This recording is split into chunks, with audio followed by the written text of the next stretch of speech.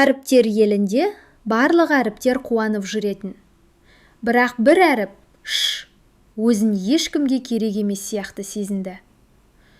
Ол орман ішін жалғыз кезіп келе жатқанда А мен В әріптері тоқтатып, «Сен кім шейін?»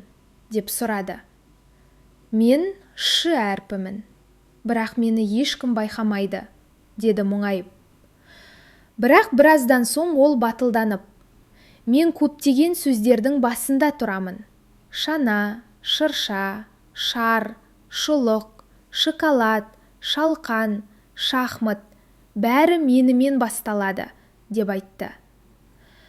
Әріптер таң қалды. «Рас па? Біз шынымен байқамаппыз», деді Ә әрпі. «Сен өте маңызды екенсің», деп қосты Д әрпі.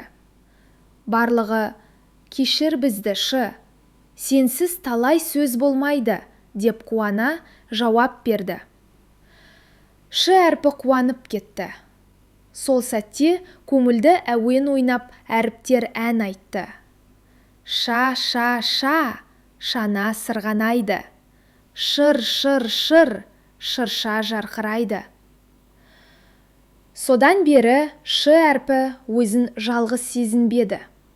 Ол түсінді.